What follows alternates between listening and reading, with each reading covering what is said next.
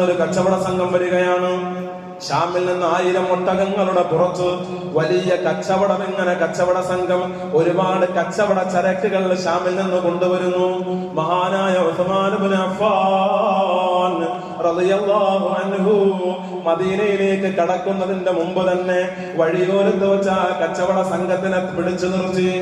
അവരെ തടുത്തു നിർത്തിയിട്ട് ഉസ്മാൻ ഇബ്നു അഫ്ഫാൻ റളിയല്ലാഹു അൻഹു പറഞ്ഞു, നിങ്ങളുടെ കൈവശമുള്ള മുഴുവൻ ചരക്കുകളും മുഴുവൻ കച്ചവട ചരക്കുകളും ഞാൻ വാങ്ങുകയാണ്.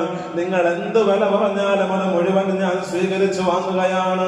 ഉസ്മാൻ ഇബ്നു അഫ്ഫാൻ റളിയല്ലാഹു അൻഹു ആ മുഴുവൻ 1000 ഒട്ടകങ്ങളുടെ പുറത്തുള്ള കച്ചവട ചരക്കുകളും വാങ്ങി, വിലക്ക് വാങ്ങി. എന്നിട്ട് ഉസ്മാൻ ഇബ്നു അഫ്ഫാൻ മദീനയിലേക്ക് കൊണ്ടുവരികയാണ്. മദീനയിലെ കച്ചവടക്കാര് ഉസ്മാൻ റളിയല്ലാഹു അൻഹുവിന്റെ അടുക്കലേക്ക് വന്നു. ഉസ്മാനെ, നിങ്ങൾ ചെയ്തത് തെറ്റാണ്, നിങ്ങൾ ഇങ്ങനെ ചെയ്യാൻ പാടില്ല.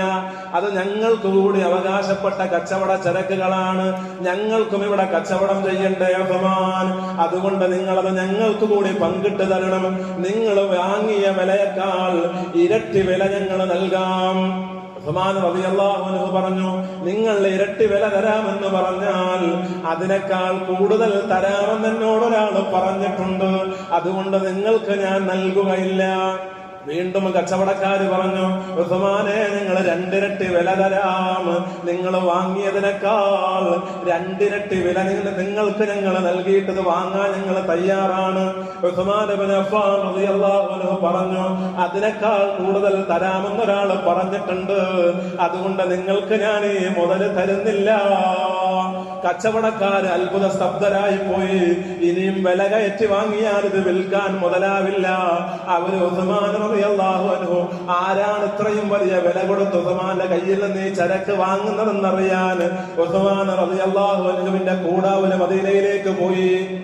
അവിടെ ചെല്ലുമ്പോഴാണ് ഉസ്മാൻ റളിയല്ലാഹു അൻഹു വൃദ്ധനെ വിളിച്ചിട്ട് ഈ 1000 ഒട്ടകങ്ങളുടെ പുറത്തുള്ള കച്ചവട ചരക്കുകൾ മദീനയിലെ സാധുക്കൾക്ക് വിതരണം ചെയ്യൂ, നിങ്ങളത് പാവപ്പെട്ട ആളുകൾക്ക് കൊടുത്തു തീർക്കൂ എന്ന് മഹാനായ ഉസ്മാൻ ഇബ്നു അഫ്ഫാൻ റളിയല്ലാഹു അൻഹു പറഞ്ഞേൽപ്പിക്കുകയാ.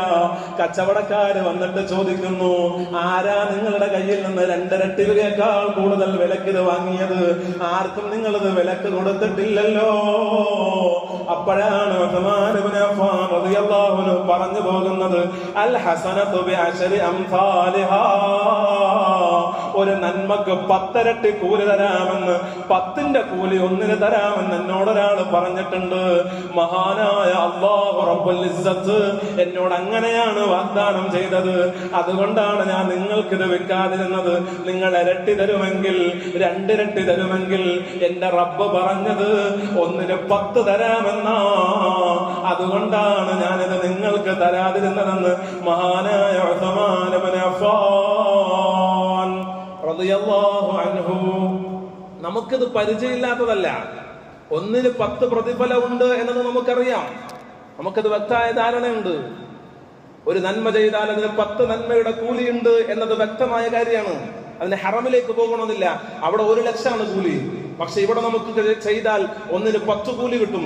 പക്ഷേ നമ്മുടെ പൈസയിൽ നിന്ന് പണമെടുത്താൽ അത് എടുക്കാൻ നമുക്ക് വല്ലാത്ത വിമ്മിഷ്ടമുണ്ട്.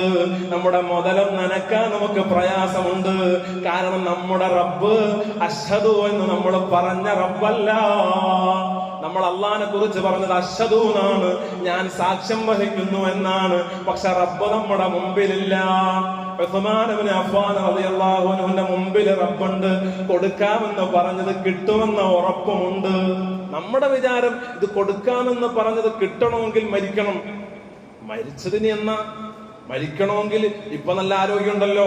ഈ ആരോഗ്യമൊക്കെ കഴിഞ്ഞതിന് നമ്മൾ മരിക്കുന്ന ഒരു കാലം 60, 70, 80, 90 എത്തിയിട്ട് നമ്മൾ മരിക്കുമ്പോ 1ന് 10 കിട്ടുമെങ്കിൽ അപ്പൊ കൊടുത്താൽ മതിയല്ലോ. കട്ടിലിൽ കിടക്കുമ്പോ മക്കളോട് പറഞ്ഞാൽ മതിയല്ലോ, എന്റെ സ്ഥലത്ത് ഞാൻ എന്റെ ബാങ്കില് അല്ലെങ്കിൽ എന്റെ ലോക്കറിന്റെ ഉള്ളില് അലമാരിയുടെ ഉള്ളില് നിങ്ങൾ ആര് പറയാത്ത പണമുണ്ട്, അതൊന്ന് കൊടുക്കണേ എന്നപ്പോൾ പറഞ്ഞാൽ മതിയല്ലോ എന്ന ബോധ്യം നമ്മളെ ഭരിക്കുന്നുണ്ട്. കാരണം അഷ്ഹദു നമ്മുടെ തലയിൽ കയറിയിട്ടില്ല.